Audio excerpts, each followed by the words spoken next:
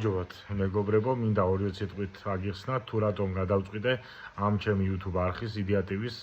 შექმნა და გაკეთება. მოკლედ, უახლოესმა წარსულმა და უახლოეს ბოლო მაგალითმაც ცხადყო, რომ ტელევიზიები არის კონკრეტული ან პოლიტიკური, ან ბიზნეს ინტერესების და ბიზნეს ლობების ინტერესების გამტარებელი და ამის მაგალითია TV პირველი, დღეს TV პირველი, რომელიც ატარებს ხაზარაძის ბიზნეს და არა მარტო ბიზნეს პოლიტიკურ ინტერესს და ისინი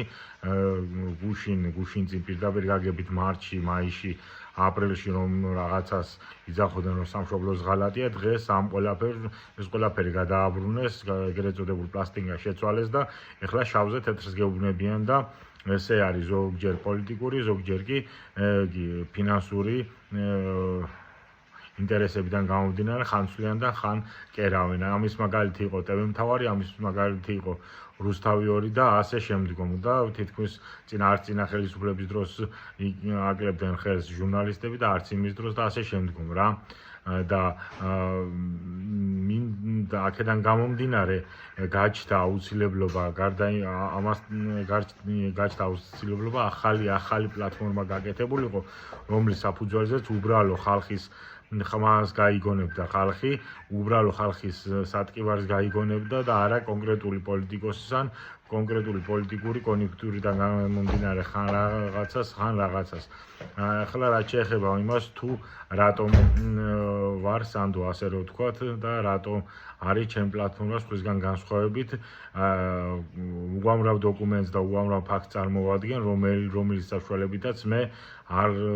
შევგუები ვარ ქვეყანაში. არ შევგუები ვარ არაფერს, რაც ქვეყანაში ხდებოდა, არც პარტიის შიგნით, არც ოპოზიციურ ფლანგზე არსებულ სიბინძურეებს. ამის მაგალითია 2017 წელს, 2018 წელს, 19 წელს და ასე შემდგომ ყველა წელს, გინდა ბოკერიას ღალატის დროს, გინდა გვარამიას საქციელის დროს და გინდა ნებისმიერი სხვა ღალატის ან ნებისმიერი ცუდი საქციელის დროს, გინდა ნაციონალური მოძრაობის ცუდი საქციელის ან ნებისმიერი იმის დროს. არადა შემეძლო ჩემი გაჩუმებით, ჩემ ოჯახს და ჩემს ახლო ნათესავებისთვის სარგებელი მომეტანა და პრობლემის მოტანის და ჩემი თავისთვის პრობლემის მოტანის მეტი არაფერი გამიკეთები. აქედან გამომდინარე, ვიცი რას ნიშნავს ასე უბრალო ხალხის ხმა და რას ნიშნავს უბრალო ხალხის ხმის არ გაგონება. აქედან გამომდინარე, მინდა რომ ეს პროექტი იყოს განვითარებული და ამაში თქვენ მიიღებთ მონაწილეობას, თუ სურვილი გექნებათ, თორე მე ასე თუ ისე ვახსენებდი